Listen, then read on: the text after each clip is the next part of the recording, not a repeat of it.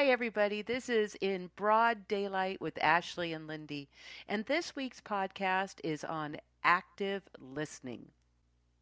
So, what is active listening, Ashley? Well, active listening is listening while using several tools during the course of a conversation that is going to improve understanding and help grant clarity on others' perspectives um, while being open to receiving others' ideas and that are outside of our own. It's being ready to hear and observe what the verbal and nonverbal cues are telling us and to utilize mutual respect and understanding between the listener and the speaker.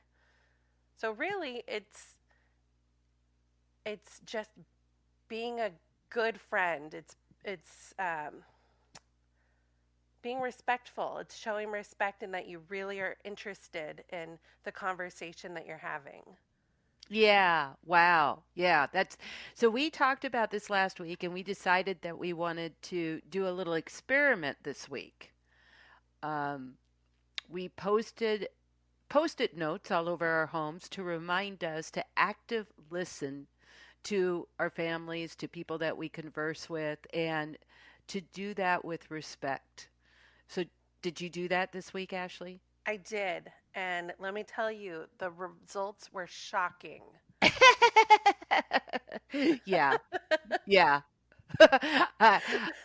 I thought it was hysterical because as soon as we decided to do it, I made a whole bunch of post it notes and I went to every room in the house. Some of the rooms have more than one post it note. And what do? I definitely did not active listen in my first conversation. Yeah, that got me too. And I honestly have to admit, throughout the whole week, Yeah.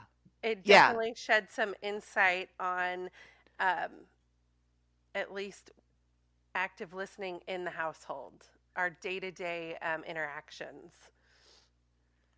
It's something that I do, I'm supposed to do in my sessions, as a coach. And I'm not supposed to judge. That's big. I really need to be present and I need to ask questions. I need to go deeper. So I get the concept and it was amazing to me this week how much I don't use it in everything else. Right.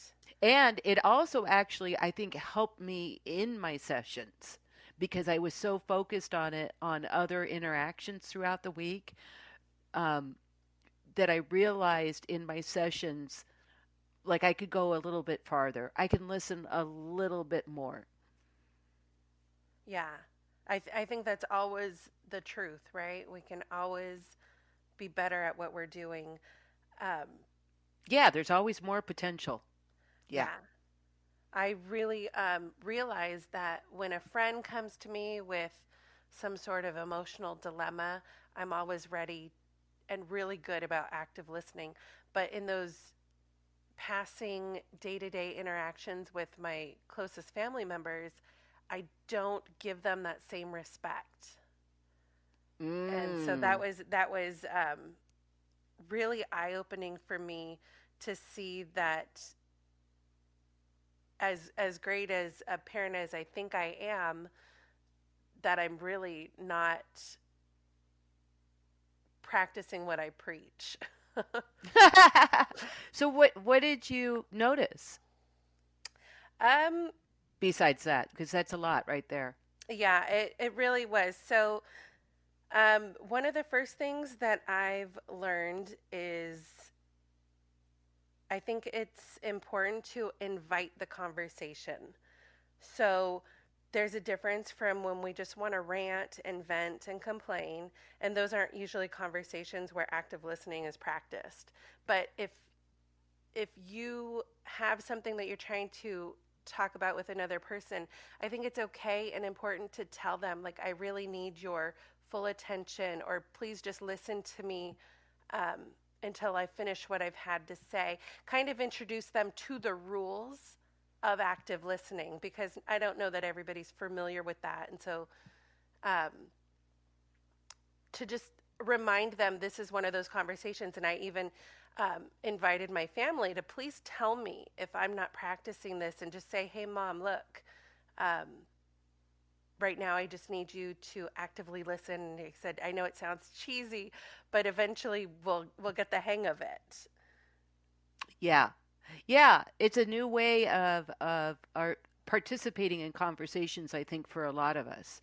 And you're right. I found myself because I had a lot of doctor calls to attend to, and it usually bounces back and forth. So that's one of my questions. I wanted to hear what your input is. Like in those conversations where you can't really set up, okay, we're going to active listen right now. Like I'm really going to hear what you're saying, and I want you to really pay attention to what I'm saying. How do we, how do we navigate the conversation to where, like I get it on my point, like if they're not listening to me, you know what I'm trying to say? Oh yeah, and that's where I think in inviting, I am such a big supporter of you have to ask for what you want, and I think if you do it in a respectful manner, nobody can say that you're out of line. So I think by telling the person like, look, I need your attention, I need you to, and ask for whatever it is that you need, kind of call them out on it. I think as long as it's done in a respectful manner, you have that right. I mean, the whole point of communication is honesty, right? Otherwise, Right. what's the point of the conversation? Exactly. And I Yeah. think it's okay to ask for what we need. You're taking care of yourself, if you know, and it's up to the other person to make that choice, but they may not even like. One of the things that came up this week is um, all three of my kids have said, what I need from you more is to be present in the conversation. So that means to not be distracted. That means to put my phone down while we're talking. And it's so funny because I didn't even realize it, but my kids test me. My daughter, who's 9 years old, um, was having a long-winded conversation, and I was doing something on my phone listening, and I mean she'd been talking for quite some time, and we are just having a casual conversation, and she threw in like something, you know, do monkeys fly or something about monkeys flying. And I go, what do you mean monkeys can fly? She goes, oh good, you were listening. And she was trying Mm. to get me in a trap. And I thought it was hilarious that she knew that I wasn't actively listening to her, and that was her way of saying like, "Hey, can you put the phone down and give me some of your time?" And I think things like that are really important. Body language I love as a that. listener, yeah, it's Yeah. these are things that we don't think of in every conversation. It is a lot of work, but I think the more you practice it, the easier it will be. So I think that what I love too is that you went to everybody and you asked them to call you out on it. So when I'm thinking about this conversation with different people in the medical industry, I don't have a lot of time but to respond that way, but I was thinking when you were describing how you went to them and you asked them to help you with this, that's really neat because the more you practice, the more like when we're not with our family or with our friends, the people that we're working on this with, that it will become part of our conversation. Definitely. And I think people will start to reflect, right? Treat others the way you want to be treated. And so there's that mutual like, oh, you're really engaged in this conversation with me. I liked the way that made me feel. And it's kind of like that domino effect. I think as far as like professionals, you know, you're dealing with a doctor and over the phone, they're very busy people, and both of your time is valuable.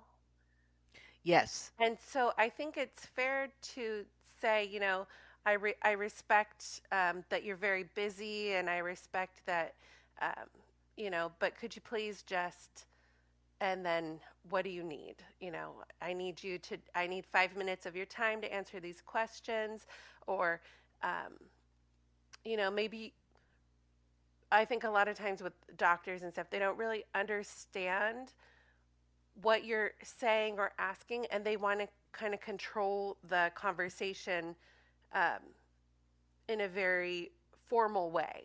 Maybe like they already know the answer, but you haven't asked the question. And so they're just kind of speaking and not hearing um, your concerns. And so I Y- think, yeah, go ahead. Yeah, yeah, yeah, yeah. I was gonna, and I find sometimes I do that. That's what I learned through this week. So my biggest thing was really to not, and I'm speaking about my loved ones, my family here at home with me, um, that I realized I didn't give them like the same attention that I give my talents. Like I didn't because I assume that I know them, that I Mm, assumed the answer. And so I really stopped. And if I had any kind of question on what they said, instead of assuming that I know where they come from, I'd say, "What do you mean?" Or "Tell me more about that." oh, I love that. So asking for some asking deeper questions to get more into it, to get more information. Yeah. And not make that assumption, which is so easy to do with, especially with our familiars. Definitely, definitely. And when you think you already know the answer, and so Yeah. you're making a judgment, um, and that's interesting because my husband said the same thing about me. That was one of the things I could work on is to not make judgments right away. He says um, it alters and shuts down your understanding of what the person is trying to say, and you're immediately forming an opinion. And Yes. so that's another thing that I found that I'm guilty on. I automatically disregard something that he's saying. And honestly, I think that's just And it, the rebellious side of me. yeah. Just- but Well, it's true. it's We have, interesting though because go ahead. no, Like we have talk to about keep an active open. listening. We're doing such Yeah, a I great job right know. now. So keeping an open mind is another way of saying to not have judgment right away. Well, and that's what I was going to dovetail into. Like, I'm, I consider myself pretty non-judgmental, but there's a different judgment that I do. Like when I think that the conversation is going in a different place, I'm not talking about, like, I'm not judgmental about what people do with their lives or how they do it. Everybody's got their own roadmap. But the judgment comes in when there's a few sentences said, and I think I know where the direction is going. Interesting. Yeah, I think there is a lot of different ways to take the word judgment because I also um, see it as either agreeing or disagreeing with the person's thoughts and instantly forming that decision, like without even hearing the support to back their, even if I agree, just, oh yeah, Mm-hmm. that's the best brand of detergent there is, No, you usually Oh, research these things. So that means to stay open, hear what they have to say before you actually form that opinion. Um, yeah, that's a great point. for my oldest son, one of his comments about me is that I never give him a chance to say what he has to say. And that's me forming a judgment instantly. I shut him down and I answer it for him. Like, no, if we're talking about why he didn't do his homework yet, and I don't give him a chance to answer. It's like a rhetorical question, and I never give him the chance to say his side before I just say, "Oh no, you're instantly in the wrong," and there's no conversation there, and so he really doesn't feel heard, and so there's nothing worse than not feeling heard. Yeah. Wow. You got a lot of great Oh my responses, and I goodness. love what Like I you're said, working on. it was shocking to see, and I won't say that they're negative. Like this is all just building tools, right? I've learned a lot from this, so all these things that I haven't been doing, I can now incorporate and work harder at making sure that my family feels heard. Um, but I love the judgment and how different. we perceive that. Well, and working on this with your loved ones, with your familiars, I think is such a great idea because you're doing it in a safe space. So when we go out in the world and we're interacting with different kinds of peoples, incorporating it there, and what you said is really important, the safe space, so that when somebody says something different to us, that we don't take it as bad or good. We're Hmm. simply listening, Right. and holding the space, and they can say it in different ways where our judgment, like I can get defensive and I'll take it a certain way, and they didn't mean it that way, and I'm not going to find that out unless I ask more questions. Well, what do you mean by that? And I think that's really important too. Right. So that kind of brings me to the next two things that I've kind of observed, and one of those being uh, I think it's really good to set boundaries when practicing active Mm, listening. You got to know when to cut the conversation loose and walk away until later if possible. Um, some discussions can get heated, and I think it's okay to say I'm willing to have this conversation when you can speak to me with respect. If it's um, there's times when you need to know when the conversation is no longer conducive, when one or both of the parties are no longer learning, right? We're not growing from what we're talking about, or when the points are being made over and over without allowing the other person's points to be heard, right? We've had those conversations where nobody's listening to the other side, you're just arguing your point. yeah. And So I you're think we see wasting that. time and you're creating more defense. Yeah, we're not evolving in the conversation. We're not learning and growing as people and being open to these other ideas. We're automatically putting up a wall. We're defending our side because our side is right and theirs can't be right. You know, and so I think when you go into those conversations without expecting to convert somebody to your ideas, and then not having judgment. Withhold your judgment. Hear the points that they make, and you might learn something. You might come away feeling a little bit different about these ideas. I think this really comes in handy when talking about like politics or other touchy subjects. I know. Well, you said it right there. Go in without an agenda. Yes. And that's what I have to do. When I start a coaching session, I just clear my mind. I don't go in with an agenda. I never know where the conversation is going to go. And my only hope is that we're on the leading edge, so that my talents can feel heard, but more importantly, they hear themselves, Well, I was because just going to say, is it so as a coach, do you go in without prejudice? Because you're yes, not coaching your own ideas and thoughts, you're coaching theirs. So that's kind of leaving yours at the door. exactly. I go in without an agenda. But what if we approached all those conversations? Because, like you say, a lot of times we're trying to convert the other person when we do it unconsciously too. Right. It's almost like a defense mechanism because Yes. we Yeah. feel the need that we have to be right or that um, we've chosen the right side or yeah. Well, in a real active conversation, when you're bouncing back and forth like ping pong, it's it's dynamic. It is evolving, and it doesn't have an agenda. It's free flowing.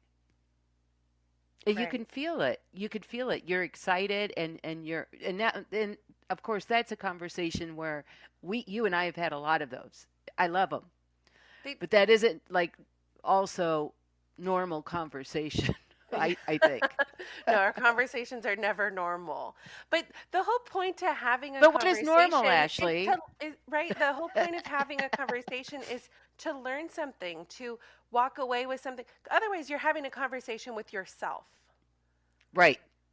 Yeah. And you don't need a second person for that. You are stuck in your ways and you have told yourself, I'm perfect and I don't need to evolve or But Yeah. that's when you have these conversations. Really, right there is the contract where you're saying we're going to exchange thoughts, and it should be done so respectfully and with understanding that this doesn't have to change me, but it might. And I can't help but think, but hopefully it does. Yes, in some Hopefully we way. see something new, or we hear something new. It changes the vista for us. Yeah, there's no way that one person knows every aspect of everything. There's no way. You're always going to learn something new. No, whether or not you agree with it or you um, implement it or whatever it could be, it doesn't mean you have to. It's being open to it. Well, that's the other thing too, is the agreement part. If we could agree to disagree, but beyond that, we feel very strongly about it, but really have no attachment. But for some Right, reason, we take it personally. right. And especially if we get to the end of a debate or a conversation, like politics, and if we didn't convert the other person, or if some bad things were said, we could walk away hurt. Our egos have been bruised. We've Yeah, got so much attached, so if we could leave that at the door too. I think right. there, especially when we're looking at our world today, and always, it's not just today. If you look back in history, it's always been the same thing. It's something that humanity could really work on, is active listening with Definitely. respect. So I want to go back to something that you said earlier. In active listening, I think another important piece is summing up what the other person said. It's a good time to really understand what they said, and a good way of doing that is to say something like, "Okay, if I'm hearing you right, you mean do to do to do to do." And this gives us an opportunity to either signal to them that we do understand what they're talking about, or that we don't understand and that we need more information. That's true. I agree. That's a really big part of um, letting your speaker know that you're following along, that you care enough about what they're saying, and that you are hearing the points that they're making accurately. Um, or at the same time, yeah, I know I don't understand what you're saying. I need you to expand on that. That's something that my middle son, that was his statement to me that he needed more of from me, is that I don't understand him when he's trying to tell me something. And then what that can evolve into is maybe he's not, maybe he needs help expressing what he's saying if I'm not understanding him all the time. So that's also letting him know that I need to restate this in a way that my mom's going to understand. So we find ways. And I think you and I both are um, guilty of restating something over and over in different ways, but it's really actually a good thing because it's helping our listener really understand what we're saying. Yeah, yeah, And yeah. we walk away from these interactions with a better understanding of their ideas and beliefs. And that's what it's about. It's about understanding, just Yes. knowing where they're coming from, and what drives them. I think active listening is a really great way um, to help us de escalate conflict, right? If you're practicing active listening, I mean, it goes as far as your body language. So when you're having a conversation with somebody, are you standing there with your arms crossed? Are you nodding, or are you kind of looking around? It really tells. And I know, like with my kids, I'll always, you refer a lot to your talents, and I refer a lot to my kids. um, so that's coming from a kid's perspective, but it's really intimidating to approach somebody and have a conversation when you look annoyed that you're having the conversation, that you can't slow down, that um, you instantly think you know what they're saying, and it's really off-putting at times, and it doesn't make a Oh, safe space for our companions to come and have a conversation with us. And that goes for the workplace, um, at home, and in social situations. well, I'd just like to share too. One of my kids, my youngest one, when she was like 21, we were talking about this, and she said, "You have a look, Mom." And I said, "I don't have a look." No, you have a look. And so I started paying attention to myself, and I realized I've got the look. And so I worked hard. She was my best teacher because she had the uh, courage to tell me. I didn't realize how off putting I was. I didn't realize I was giving it. It's just a flash, just a second. So I worked on that. I'm forever grateful because you're right. You know, the way we set it up with our body language is important. And that's all based on my judgment. right, right. And that's just another cue to invite the conversation. That's letting your listener, or I'm sorry, your speaker, know that you're a safe space, that you're willing to hear what they have to say. You're open to it. I just want to go back to one point that you made at the beginning, too, that we can set it up in the beginning. That, you know, these are the so called rules. You don't have to say it the same way, but I think, like you said, people really want to know that they're being heard. So that if you say, you know what, I'm really listening to you right now. And that's another thing that I think is missing in our everyday conversations. It's great that we're working on this with our families and with our businesses, you and I right now. Um, but I can see from just going through this experiment this week, I have so much work today to do to get better at this. So much work. And it starts here, it starts with us. Yeah. And I really, I think there's nothing wrong with asking for what you need. Honesty is so important, and that's the only way, the squeaky wheel. And I do think a lot of times we don't say these things because it sounds silly to go to your spouse and say, I need you to look at me when I'm speaking to you, or, Yeah, like, I need yes. you to really hear me. Um, but they don't know. We don't know. I would love it if somebody would tell me what they need from me, because a lot of times it's a guessing game and we don't always get it right. Right, right. Well, and I think we're in bad habits. You know, we say it quick and we're looking at our phone and we're thinking about something else and we don't live in the moment. To really be in the moment, to pay attention to each other is big. And it's Right. a habit that we don't. And it can become a habit that we do. Yeah. I think in outside social interactions, like you're meeting somebody for the first time, um, and even if it's somebody you've met often, like those interactions that you have they're forming opinions about you. So you're actually controlling those opinions that they have based on what you're giving. So I think that active listening, really, it does boil down to your interactions with the person. It Ooh, could, good I mean, that point. could be like you could be um, trying to get a promotion, or, and so those interactions in your workplace, what am I trying to say here? It could really close the deal for you, or it could hurt you. Well, it's based, you said something pivotal. It's based on what you're giving. Think about it. How many conversations have you had when somebody dominated the conversation? Did you, Hmm. right? What do Yeah, you walk away with when somebody dominated the conversation? As opposed to somebody, like if you're listening to somebody, giving them your attention. that's true.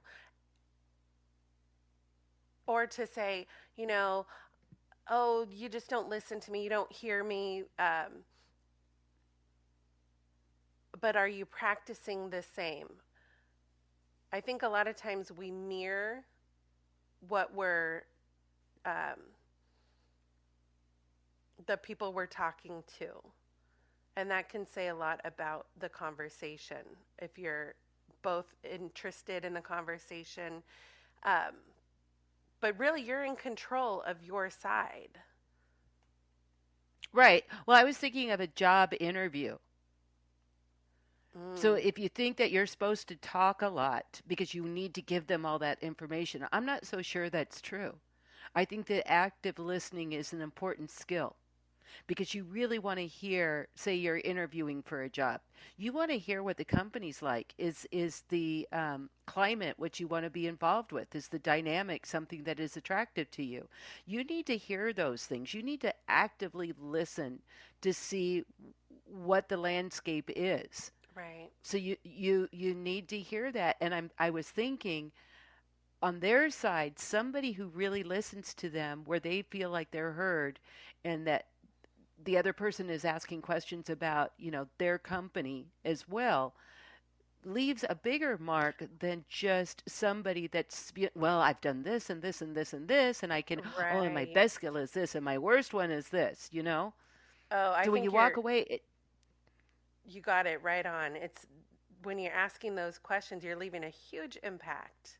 You're going to really yeah, stand out. That's a great point. That's a great example of how we can use the active listening out in the regular world, not just with our loved ones in the home. I love that. yeah, well, you brought it up. I really heard it. What Thank are you. you giving? What are you giving? And Yeah, you're giving your attention. And it goes back to what you said earlier too. It can diffuse a situation. It can diffuse the stress and the tauntness of what's going right, on. And whenever you can give somebody safe space and attention and being heard, it's a gift. right. I like that. Something I just thought of is um, we talked about inviting the conversation, but I think you can also, um, as an active listener, when you're looking at your audience, are they ready to have the conversation? You can kind of tell. So Yes. if you're if you need to go talk to your husband about a bounce check or something, you kind of know when the right or wrong time for that is, right? By looking at what their body language, you can listen to the tone of their voice. the Um, grunts. The grunts are yeah, always a tell. like are they really into what they're doing right now? Are you interrupting something? So, and that's back on us to really take those interactions and make sure that we're in a safe space and that we've checked our gauges. I think we Actually, talk about yeah, that a lot, and absolutely. that's Timing. both sides check in. Yeah, timing is really key to, my kids love to come in when we're distracted to ask us for something Of and we're course. kind of just half listening and then we're like, wait, what did we just agree to? Right? They've learned. They've learned. And so I think we need to be mindful about the interactions we're having with everyone. Yes. I I like loved our that. experiment. I really did. It was fun. I don't think it's going to stop there. I think I definitely have a lot more work to do. Oh, me too. It's been great though. It's been fun. It I love the was so. evolution. Definitely, and it's only going to get better. So, we thank you guys for listening to us today and hope that you're able to apply some of these active listening tools and strategies. Um, keep listening for more inspiring conversations. If there's a topic you want us to tackle, reach out to us at inbroaddaylight.podcast@gmail.com. Be sure to check out our previous podcasts and come back next week. Thanks for Thank the great you. conversation, Lindy. Thank you, See you Ashley. next time. Bye. Bye.